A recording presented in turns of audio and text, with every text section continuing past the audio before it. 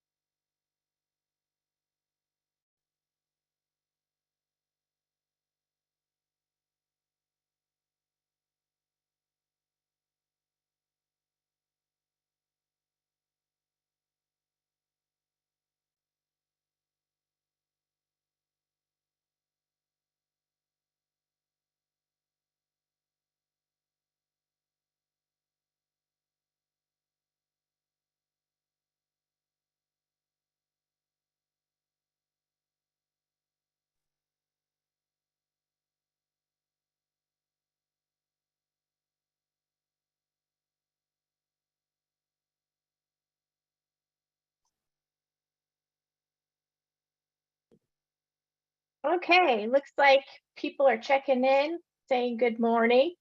Welcome, welcome. We'll go ahead and get started.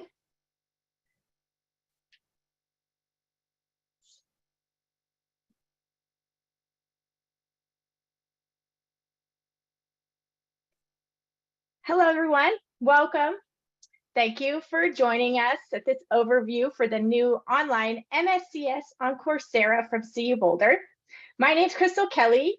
I am the Graduate Program Specialist and Advisor for the MSCS on Coursera program. Next slide, thank you. Today, we're joined by Dr. Kevin Gifford, the Faculty Director of the MSCS online program, and Dr. Randall Fullington, Assistant Vice Provost and Executive Director of Academic Learning and Innovation, and Dr. Majid Zamani, Professor of Computer Science. Now we're going to start with some general information about the webinar. We're recording this webinar and we'll share the recording in a few days, so don't worry if you missed something. Now, if you'll please use the Zoom chat feature and let us know where you're joining us from today. If you don't see the chat icon, try hovering your mouse over the bottom of the screen.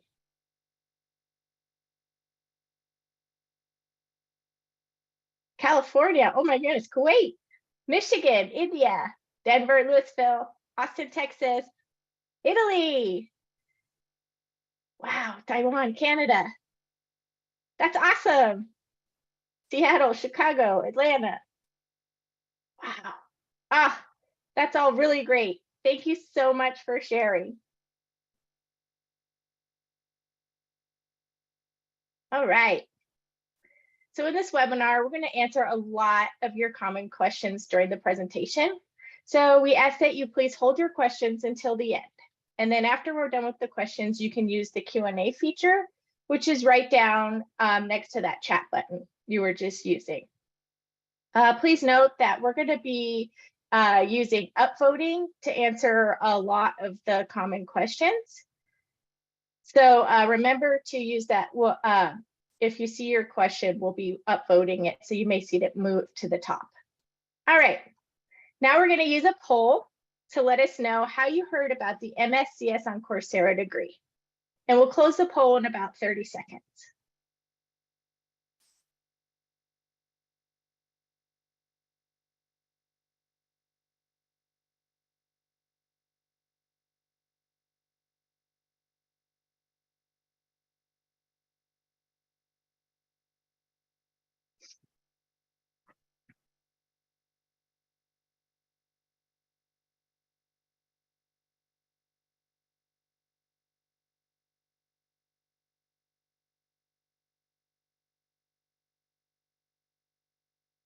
All right.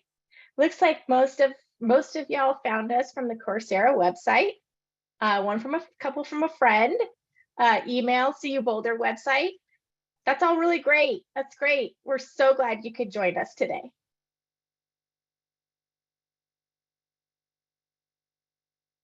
All right. Today on the agenda, we're going to give you a better understanding of how the program works, answer the top questions we receive from learners. We're going to hear about one of our pathway specializations from Dr. Majid, who teaches these courses, and we'll have time to answer your questions. Now I'm going to turn it over to Dr. Randall Fullington.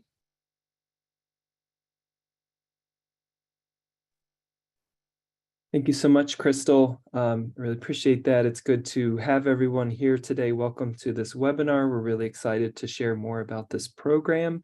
Really excited about this program, which opened 2 days ago for enrollment, and we're seeing some really cool things. So I want to start with a little bit of information about the University of Colorado Boulder. CU Boulder is a world-class university with over 850 visiting international scholars. We were recently ranked number 44 overall among global universities and number 18 in computer science among public universities. Founded in 1876, we are a Tier 1 research institution that proudly anchors one of the most entrepreneurial tech corridors in the United States. Our faculty have launched over 140 new startups. Our researchers have filed for over about 1,276 patents in the last 8 years, which is amazing. And 548 inventions have been delivered in the last 5 years. We also count 5 Nobel Prize winners, 5 National Medal of Science winners, and 51 Fulbright Fellows among our graduates. Now I want to turn to an overview of the new MSCS on Coursera program and what makes it unique from other programs out there. First, there is no application. So traditional graduate programs require a rigorous application process, but this program has no application. We don't ask for GRE scores, English proficiency results, letters of recommendations, or application fees. All you need to do to start learning.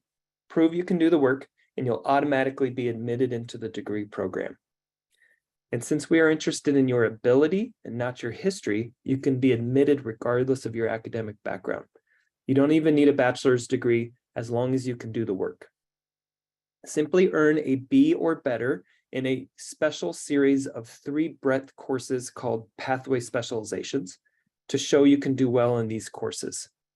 There are 2 pathway specializations to choose from: graduate algorithms and software architecture for big data. Then you'll be admitted as a computer science graduate student at the University of Colorado Boulder. And since your pathway courses count towards the required 30 credits for the degree, you'll actually be making progress towards the degree as you work toward admission. We have no prerequisites. There aren't any formal prerequisites for the program, but you should be familiar with algorithms, at least one programming language, and some mathematics. Another thing that makes this program unique is the courses. In a traditional program, each course is usually worth around 3 credit hours, but we divide courses into smaller focus pieces. Cognitive psychologists have shown that it's better to break complicated ideas into smaller chunks of information than trying to understand all of those ideas at once. So each of our courses is only 1 credit hour. You can expect to spend about 5 to 8 hours per week on each class. The Coursera platform uses mastery learning, which helps us ensure that you understand important concepts from one lesson before moving on to the next. And this scientifically proven way of teaching ensures you actually understand the basic concepts before moving on to more complicated topics. It also gives you more confidence as you work through the material. This is the same rigorous content. So even though our courses are shorter, the program still covers the same rigorous content as our on-campus degree. You'll gain technical competency in many areas of computer science, including algorithms, software architecture, machine learning, network systems, and ethics in computing. You will also have the opportunity to apply those skills to various areas through electives. In a traditional program, there are normally 3 semesters per year if you include summer, and each semester is about 16 weeks long. Our program runs 6 sessions per year, and each session is only 8 weeks long. Most students take 3 classes per term and don't need all 8 weeks to complete a course. It usually takes only about 4 to 6 weeks to complete a course. But this program is self-paced, so you can go faster or slower if you want. If you need a break, you can even step away for an entire term or 2. You simply need to complete all 30 credits for the degree program within 8 years. We also have a pay-as-you-go model. So traditionally, students pay for their entire semester during registration. This means that you have a large bill that you must pay well before classes start. For our program, you pay as you go. So tuition is only $525 per credit hour. With the MSCS, you pay per credit hour, not per semester, which should allow for more flexibility. We also have multiple payment options. You can pay online with US checking or savings accounts, credit or debit cards, wire transfer, and you can read more about this on our finances page. You won't get access to course materials until after you receive your payment and you complete all onboarding steps. So remember, you want to finish those payment steps quickly, and be sure to give yourself enough time to finish the course before the end of the session, even if you run into delays.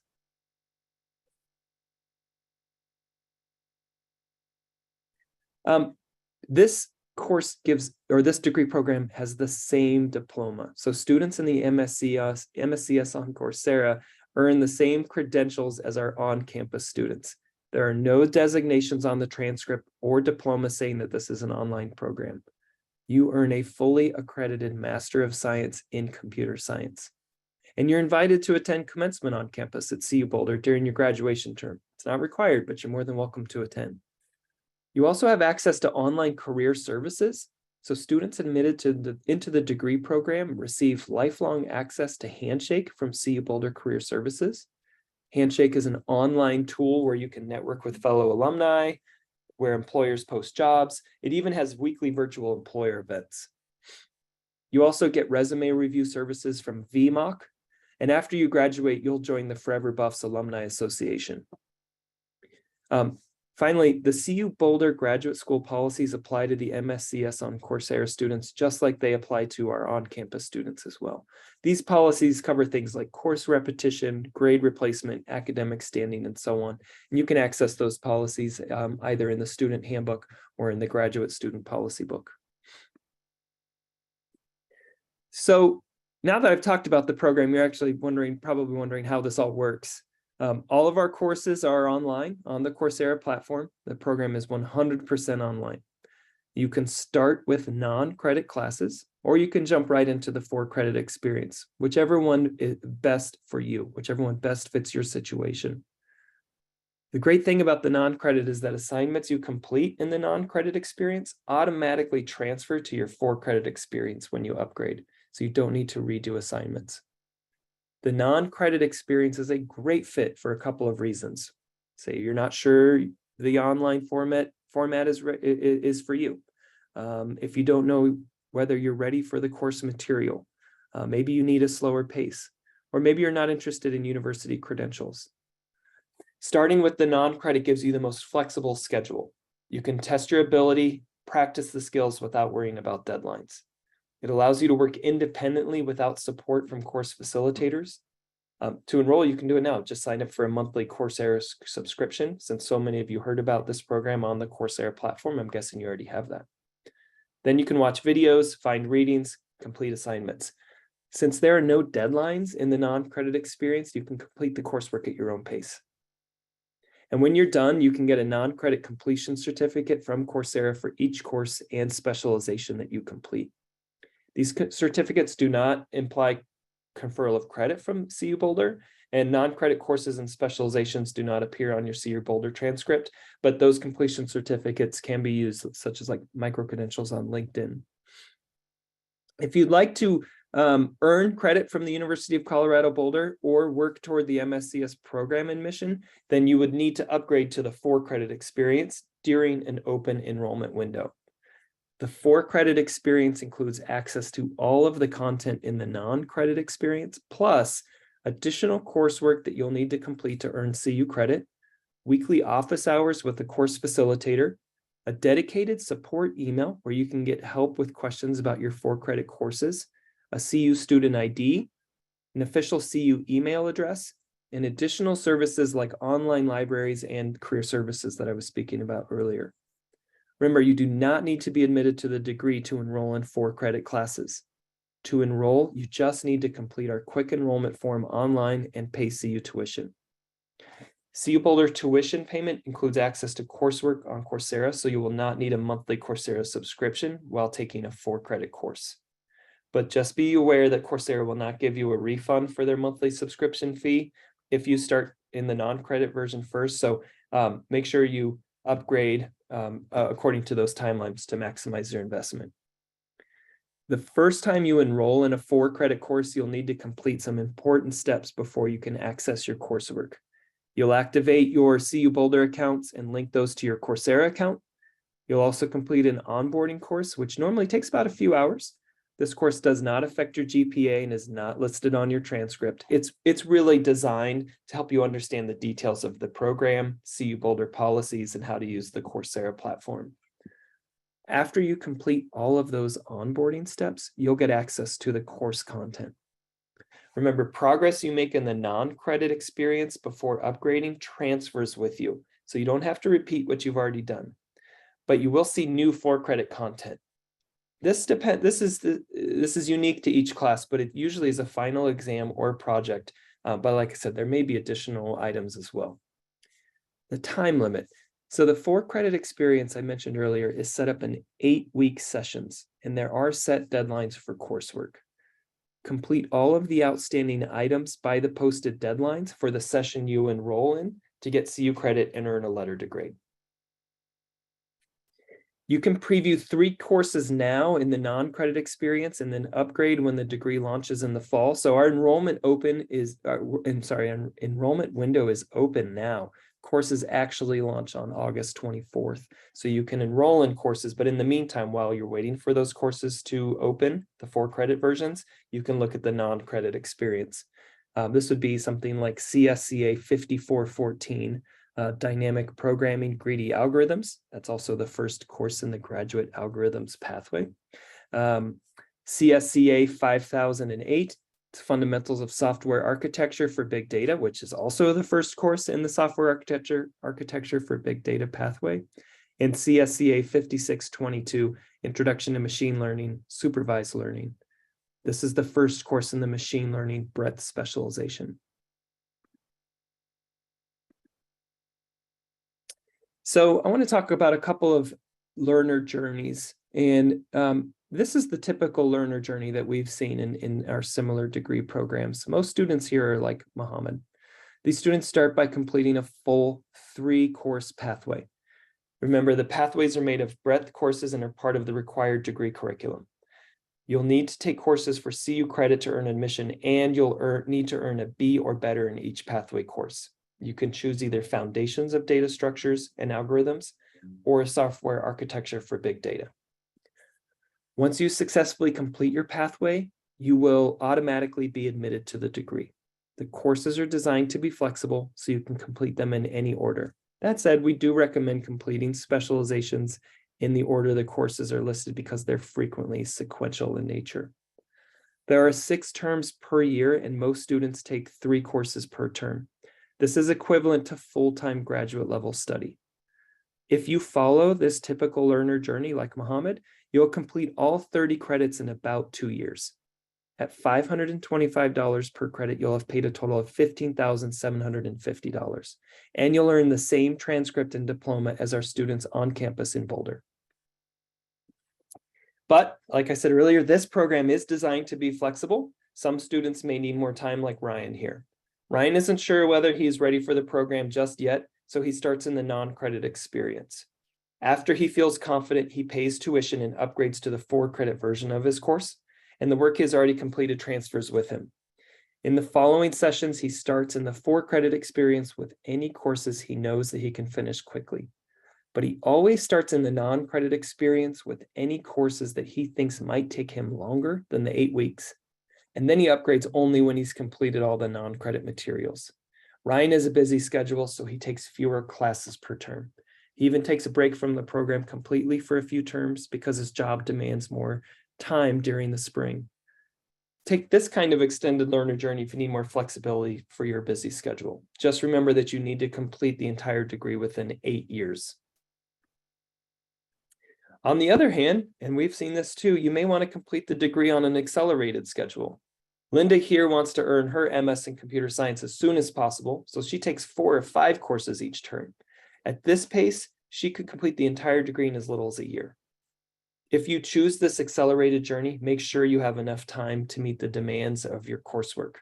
This is what we would consider more than a full-time graduate course load, but you choose the pace that is right for you. The MSCS on Coursera is fully accredited as part of the CU Boulder's Higher Learning Commission accreditation. You'll get the same transcript and diploma as our on-campus students. And like I said earlier, your diploma will not have any online or distance designations. Okay, I'm now going to turn it over to my colleague, Kevin. Thank you, Randall, and I will be the second or third to welcome all of you. We are quite excited about the launch of our program. As Randall had indicated, enrollment is open, and I want to clarify that Fall 1 at CU Boulder, that session starts Monday, August 28th, not the 24th. Just wanted to make sure that you knew the timeline there. So let me talk a little bit about the topics you can study in our CU Boulder MSCS online degree. You'll find more details on the curriculum page of our website. So in general, you must earn at least a B in each breadth course and at least a C in each elective course. That's kind of standard graduate rules, actually. Most of these topics are covered in 3 course specializations. All of the MSCS courses are 1 credit, and you can lump 3 of those together into a 3-course specialization. You need to complete at least 4 full elective specializations. In addition to the MSCS courses, we encourage you strongly to explore courses from our other CU degrees on Coursera, so I'm on. These include the Master of Engineering and Engineering Management, the MS in Data Science on Coursera, and the MS in EE Electrical Engineering on Coursera are all online programs that you can take technical electives from. You can take up to 6 credit hours from these other programs towards your MSCS elective requirement.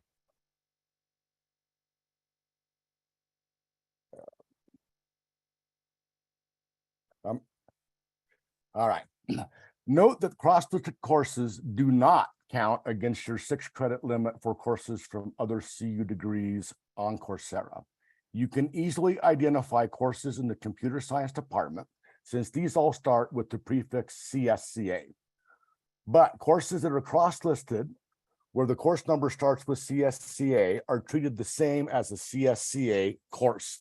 Courses that do not start with CSCA and are not cross-listed with the CSCA course count towards your 6 credit limit. You can look at the version of the handbook and ensure how cross-listed courses will affect your degree. Next slide.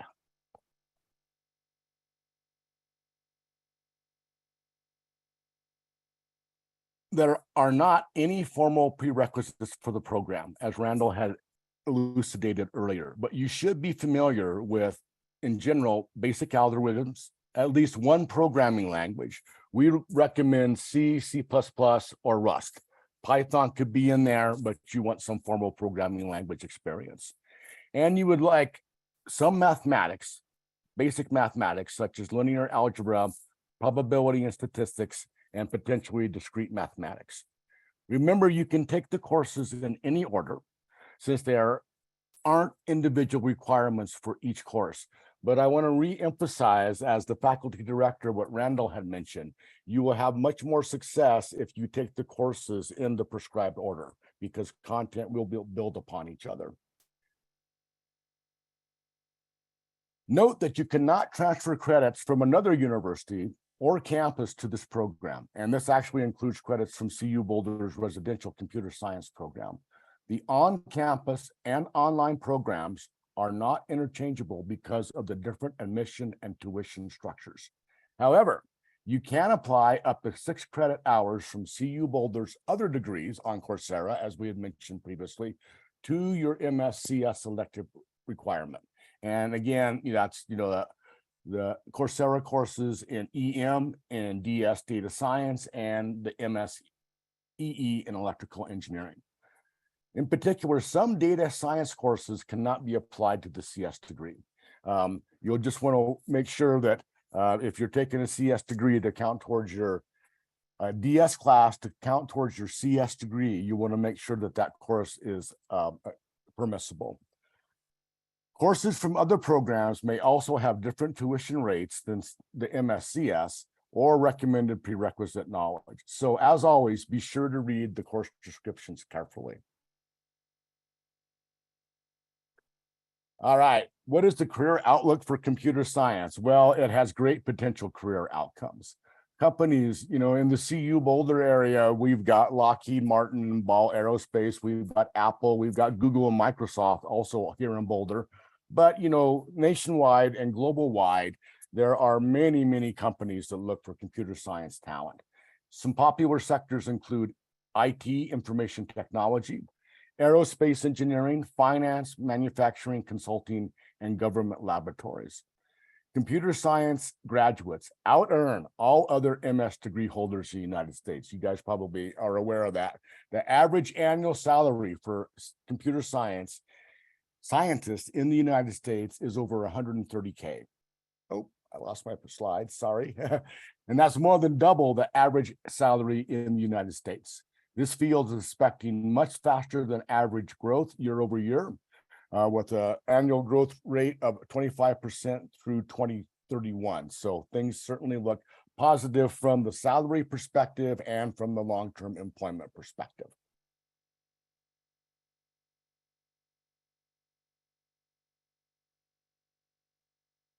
Thank you, Kevin. Appreciate that. And also thank you for correcting me on my dates. So yes, the 28th is the day that courses open for participation.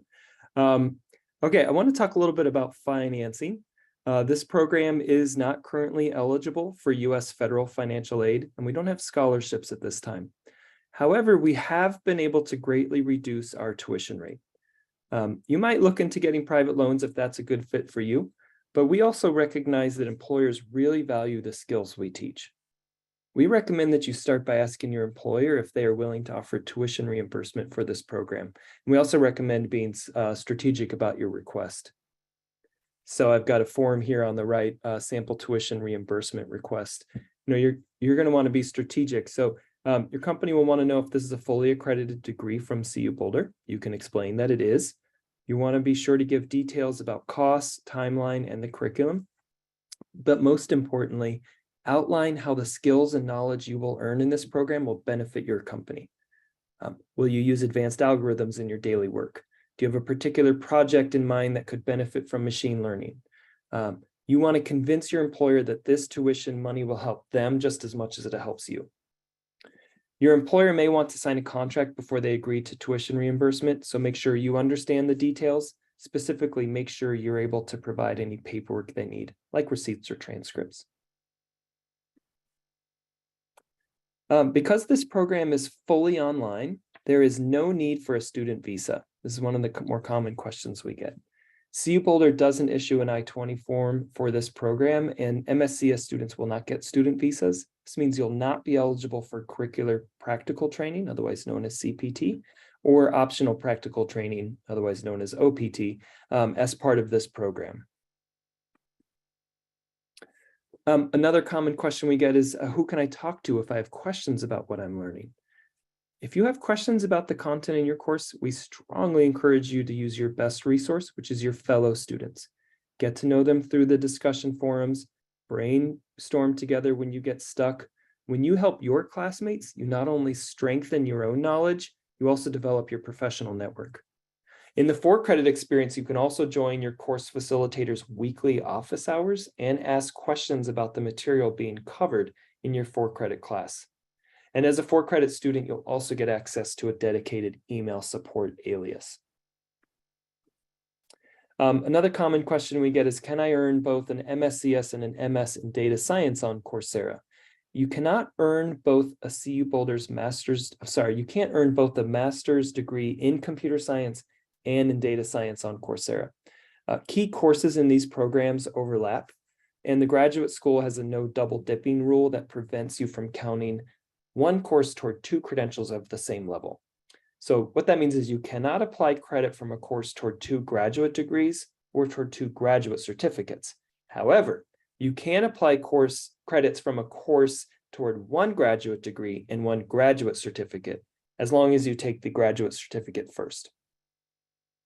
Because multiple courses are cross-listed between computer and data science, you can earn a data science graduate certificate on your way to an MSCS degree without having to complete more than 30 credits for the degree.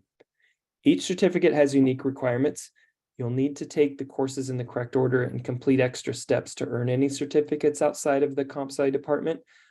You can find more details about this in our student handbook on our website. Can I start in the MSDS and then change to the MSCS program? You can. You can start now in cross-listed MSDS courses and then join the CS degree. Using the data science enrollment form allows you to enroll in cross-listed courses for credit now. That will then give you a head start on earning 4 credit towards your degree. However, your transcript will show these as data science courses. This will make it harder for anyone looking at your transcript to see the substantial amount of coursework that you are completing in the computer science department as part of this degree. You will need to remember to take additional steps to change your program as well. You cannot make these changes until after the computer science program launches here in the fall. Just so you know, failure to make these changes could delay your program admission or graduation, so make sure you do pay attention to those details. Make sure to say no on the data science enrollment form where it asks if you intend to pursue a degree. This will save you extra steps later on. You will need to pay special attention to your grades too, since the computer science degree requires that you earn a B or better in all breadth courses and a C or better in all electives. And remember that, as Kevin said, not all data science courses are cross-listed with computer science courses. Some cannot be applied to the computer science degree, and some will not, or some will count towards your 6 credit limit for outside electives. Again, this is all in the student handbook on our website, so if you want to revisit that for more details, you can find it there. Because starting in another program can be confusing, we recommend you stick with the computer science courses. Remember, there are currently 3 courses available to preview in the non-credit experience right now. You can find links to them on their website. But if you have started in the DS and you want to switch, there is a pathway for you. Okay, now you know about the program. You've got the major details. I'm sure you're wondering when you can get started. Enrollment just opened. Enrollment opened on the 14th, and it's open now through the session. Classes actually start August 28th. Simply go to our website or the degree page on Coursera to find the Enroll Now button and get started. There's no cap on enrollment, and tuition is due when you enroll in the 4 credit experience.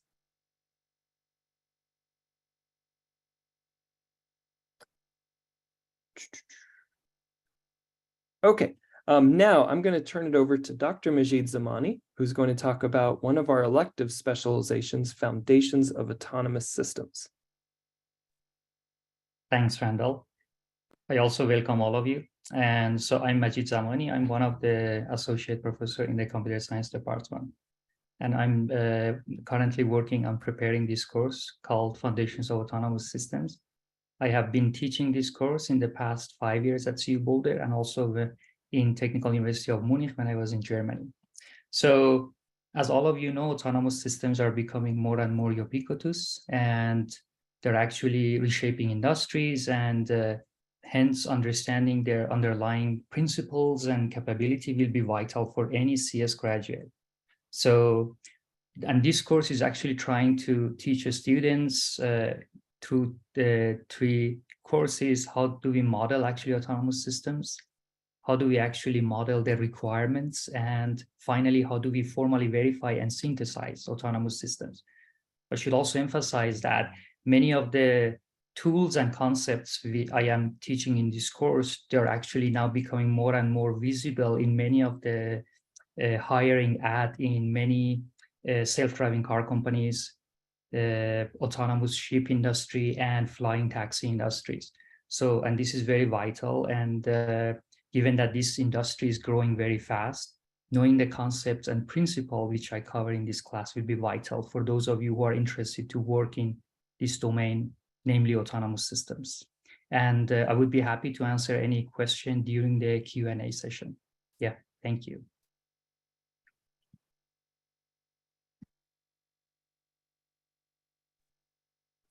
Thank you, Majid.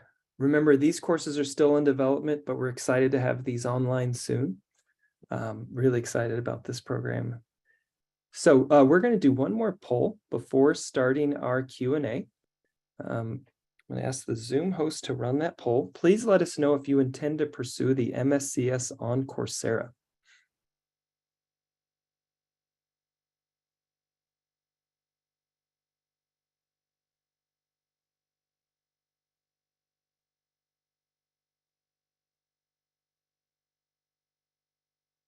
And just another couple seconds here to complete the poll.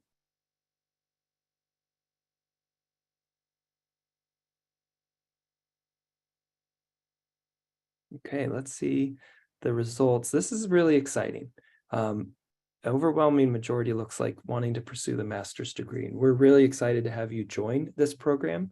And for those of you who are still deciding, that's great. We have tons more information on our website. Certainly be linking out to that. And then also encourage you to look at the non-credit courses and look into the content, see if it's for you. Okay, great. I'm going to turn it back over to Crystal now.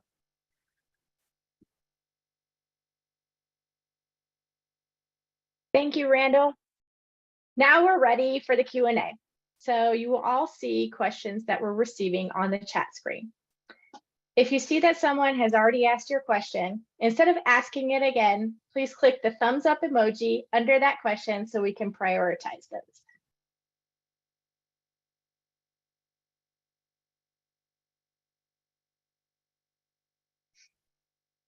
Hey, terrific. I am pulling up the Q&A now. Okay, great. So I'm looking here at some of these great questions that have been asked. I'm going to read many of these aloud and then answer some, and then Kevin's going to answer some, and we might call on some other folks as well. And this is a really good opportunity for you to ask questions of Majid while we've got him. So the first question I'm going to ask, Thomas Miller says, what is considered soon for these other pathways? There's a few I would like to complete within the next year, ideally, like object-oriented design analysis. Okay. I think that's actually a couple of questions there, because the pathways are really the two specializations that you need to take that lead toward admission to the degree. That's the software architecture and the algorithms course from Dr. Sriram Sankaranarayanan.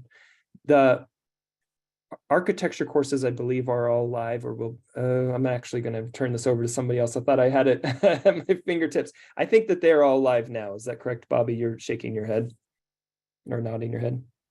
Okay, great. And Sriram is working on his courses. We should have the other two pathways available to you in the spring at the latest. So for the other courses like object-oriented design and analysis, all of our courses required to graduate within the first year will be available to you within the first year.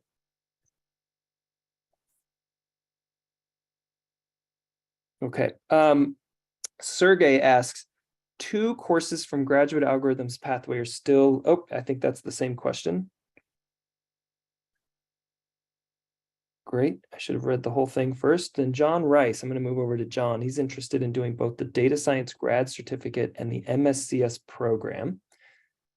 I believe there are 6 out of 15 classes that overlap from the DSGC and the MSCS. Can any of the other DSGC classes be used as electives for the MSCS program? I turned myself around reading that one out loud, so I need to read it quietly. And if anyone else wants to answer, I'd be happy to turn it over to you. So this is Kevin. I'll speak up on this, John. You can see that being a popular option, right? To have a grad certificate in DS and then have that count towards your CS courses. but there are some courses within data science that cannot count towards computer science. And so apologies, but those are documented in on the website and in the student handbook. And so, you know, if the courses are not explicitly excluded from applying towards the MSCS, then they are available to be used potentially as technical electives. But there's a little bit of crossover there, so please look at the handbook for the exact specific details. Thank you, Kevin.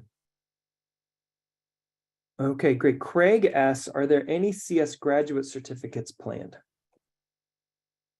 I'm also going to turn that one over to the CS folks. So this is Kevin. I'll speak up here. We are focusing on getting all the pathway content, you know, ready to go so everybody can graduate per their timeline as we are publicizing. So we haven't focused on specific CS level graduate certificates. That's something that we may consider in the future, right? You could see areas, and I'm just thinking of Majid since he's here.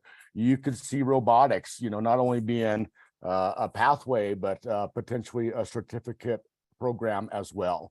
So we will evaluate that over the next half a year as we are building out the entire course content and see if it makes sense to offer graduate certificates in potential areas. Nice question. Great. Isaac asks, I am interested in research opportunities and participating in student organizations such as the Google Developer Club. How might online students access these opportunities and clubs? So I'll speak up here. I really like this question, Isaac, because actually I'm a research professor. And so I focus a lot more on research and also teaching, as you can imagine, but most faculty have to do a fair amount of research.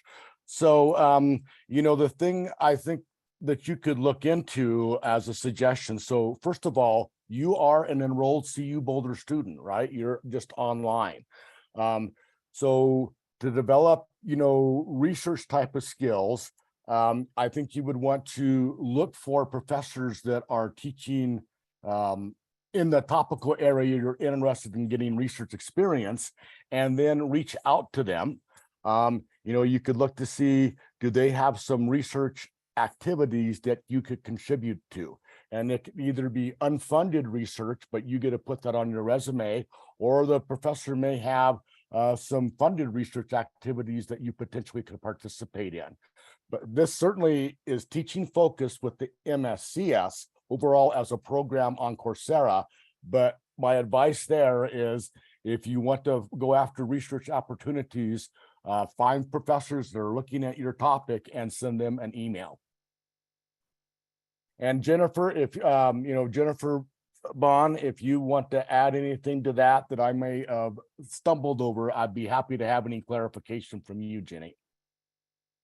No, I think that was great. Thank you. Okay, just wanted to make sure I didn't mess anything up. All right, next question, Randall. Okay, great. Thank you, Kevin and Jennifer.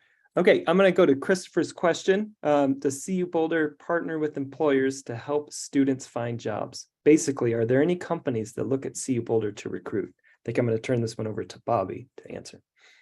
Yeah. So the simple answer is yes. There are a ton of companies that look to CU Boulder to recruit students. We have, among other things, a whole host of what we call career fairs, not only generally, but we actually have 2 per year that are called computing and software career fairs that are specifically for computing jobs, where we have dozens of employers and hundreds of students. We're still working on how our online students participate in those. Some of these are in person, some of them are online. Very often our online students are not looking to us for that, but we're definitely going to work to find ways that if our Coursera students want to participate in those activities, that they can do so. Great, thank you, Bobby. Okay, I have another question about object-oriented design. When will that be available? It seems like that might be a popular one. That course is being built right now. So the instructor is working on that course. I recommend right now just checking back to see updates on that, but it is in development, which is exciting. Yes, and I was just looking, the first course is slated to be available for spring 1, and then the following 2 courses would be available immediately after that is the schedule to let you know what we have planned on that specific question. Great, thank you, Kevin. Okay, first enrollment opened 4 days ago. How many new students signed up for credit courses? This is a great question. I would have to go back and look at those numbers unless Jennifer or Lane, you guys have those available now. I can actually say, have. Kevin, you I have was them. gonna, well, yeah, because I've got the enrollment sheet up. So in 2 days, well, in 3 days, the first day was 41, 116, and 143. So really in 72 hours, we've got 143 enrollments. And, you know, of course, we're watching that, as you might imagine. And so that's the number right now, 143 students in 3 days. And we expect that to continue to ramp up as we get to August 28th for the fall 1 session start. Great, thank you. To just give you a sense of perspective from our experience with our data science Coursera's masters, the numbers that we're at now are likely 20% or less of where we'll be at the end of the semester. So people enroll in this not only in the 2 weeks before the classes start, but then they continue to enroll for weeks after that. So, you know, likely we have to guess right now, we're going to be looking at easily between 500 and 1,000 students in this first session. Yeah, that's a great projection. One other thing that we've seen, that's been interesting to us is this program is currently outpacing enrollments in other programs. So we're seeing a lot of interest in this, which is exciting. Okay. Dikshant asks, I can only find one course in the algorithms pathway. When will the other 2? So this is a common question. Those courses are being developed now, and we anticipate they will be open to students during the spring. So in the spring sessions. Harshini asks, and by the way, okay. Randall, people should realize that when we say spring starts January.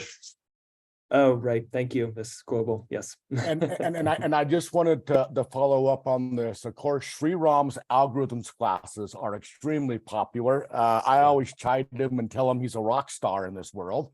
But to be explicit, the first course is available in fall 1. The second course is slated to be available in fall 2. And the third course in that algorithms pathway will be available spring 1, so January. So you should be able to go fall 1, fall 2, January 1, and complete that pathway. Just wanted to clarify that. Terrific. Thank you. Harshini asks, how many credits do you recommend during the first session? So historically, we've recommended to people who are new to this to do 1 credit in the first session, just to get your feet underneath you, to get used to the timing, the self-paced, but then also the fact that you're working self-paced within an 8-week session, and getting a sense of what those assignments look like and how long they take you. So once you do that, then like we said earlier, it's about 3 credits per session on average. So Trevor asks, for courses that have a project component, are these generally a grouped project or individual? I'll go ahead and take that one.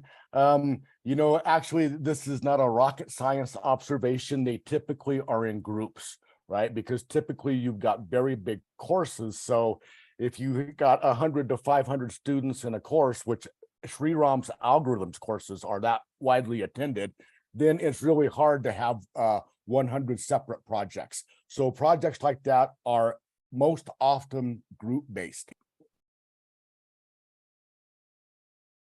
Great, thank you, Kevin. I'm excited about this next question from Jay, because this is, I think, a question for Majid. What is the math requirements for foundations of autonomous systems, and how much programming is there? So, I mean, as I think Kevin mentioned in the presentation, we just need basic knowledge of mathematics, for example, and linear algebra. I mean, for example, for my course, I assume that the students are familiar with eigenvalues and eigenvectors, or they are familiar when I say differential equation, they know what that means. So in terms of programming, actually, the basic knowledge of programming is enough for my course, because it's mainly a foundational course. So we don't have too much programming in the assignments. So, but knowing some mathematical notations when I say set or set inclusions and eigenvalues or solutions of differential equations, I assume that the students are familiar with these concepts, and that's all, nothing else. Great, thank you, Majid. John McDonald asks, are there plans to make the program eligible for FAFSA loans, and if not, why? John, currently there are no plans to make it eligible for FAFSA loans. So one of the reasons for this, there are actually a number of reasons because they're pretty strict guidelines from the Department of Education. But one of them is the self-paced sort of mode of this program, the extended timeline we give you guys to complete, because we recognize many of you are mid-career people or have other obligations. So those things make it difficult to show people as full-time. There are many things like that. So currently at the moment, we are not planning on doing that. We have reduced the tuition though, especially for the MSCS program, to meet some of the IRS policies on how much employers can contribute to educational plans and write those off. So definitely look into that with your employer if that is appropriate for your case. Okay, Sergio Jonathan asks, how might this compare to similar online programs such as Georgia Tech and UT Austin, especially for someone looking to pursue a PhD? I'm going to turn it over to Kevin and Bobby for this one. I'll start off with this, and Bobby add clarification as warranted. So certainly Georgia Tech and UT Austin have a couple of nice programs, and CU Boulder is, I think at that level of an R1 research institution. So I think it compares favorably. CU Boulder has got a great residential CS program at the master's level. And then of course, the thing I wanted to mention is that PhD programs are almost unanimously residential. Right. So I think if you get your MS degree in computer science from whether it's CU Boulder, Georgia Tech, or UT Austin, you then are going to have that MS background and be able to apply into a residential PhD program. So I think it compares very favorably. Bobby, any additions on that one from you, please?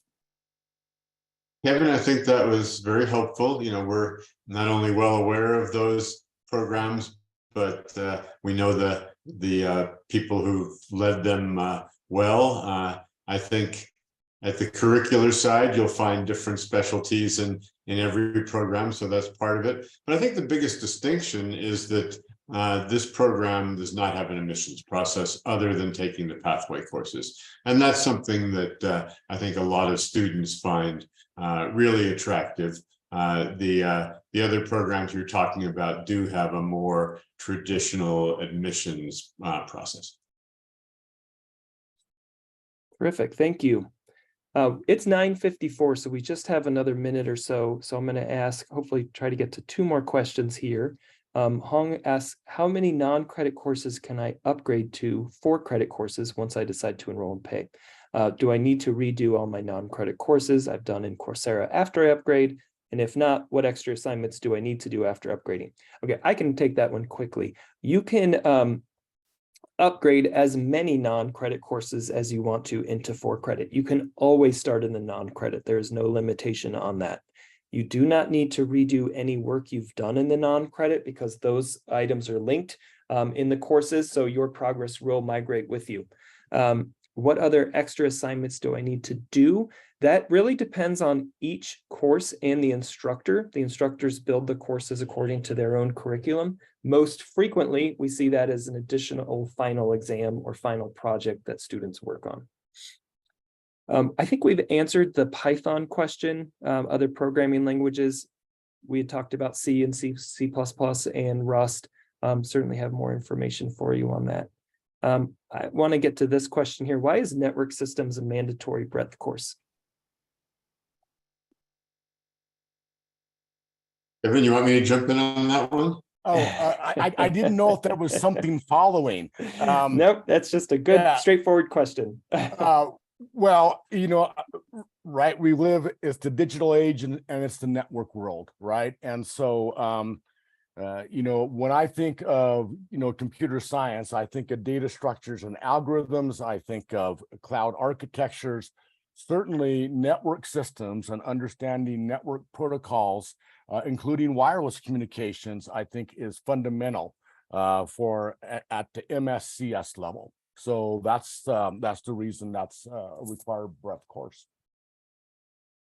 I think the only thing I'll add to that is that I think any computer science graduate program would have a systems course as one of the things they expect all students to take. There's various flavors of that. It could be a more traditional operating systems course. The network systems course, the network systems side is really where, as Kevin said, where a lot of things are going these days. And it's being prepared by an excellent faculty member who has both academic experience and experience in launching a successful company in that area. So it'll be an exciting course.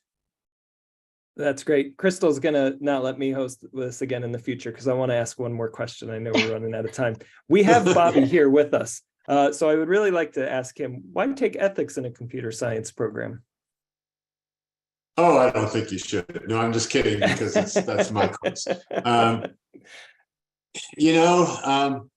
It's becoming so important that computer scientists think about the implications of what they do. If you're, think about social media and the issues that we got into because people were not thinking about those things as they developed it. But, and this is relevant to a comment that's on the chat, employers want to see this too. Employers not only want people to have technical skills, but they increasingly want our students to understand the societal and ethical impacts of what they're doing and know how to think about that. So that's why we included it. That's great. Thank you, Bobby. I appreciate it. Okay, Crystal, I'm going to go back on script now. So I'm going to share my screen for the last slide here. Great. Thank you so much. And thank you, everyone. This is just a reminder that there will be a recording sent out of this webinar in a few days, possibly a week. So watch out for that email. In that email, we'll also have our email address that you can send your questions to if you didn't get to it today.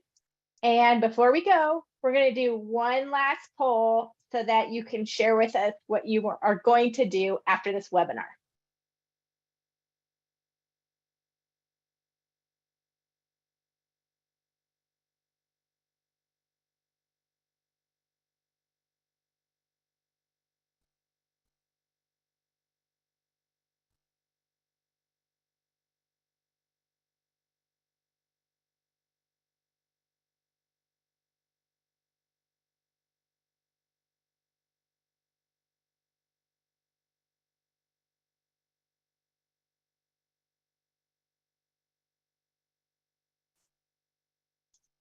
Okay. All right. As you can see, a lot of people are going to check out to this website to learn more. Some are going to start with a 4-credit course and some are going to start with a non-credit course. That's wonderful. Be sure to reach out to our email that you receive or on our website with any questions. We'll get to them. All right. So whatever your next step is, thanks for joining us today. We want to thank all of our presenters and Dr. Zamani for talking about our specialization. We hope you have a wonderful day and hope to see you in class soon. Thanks, everyone.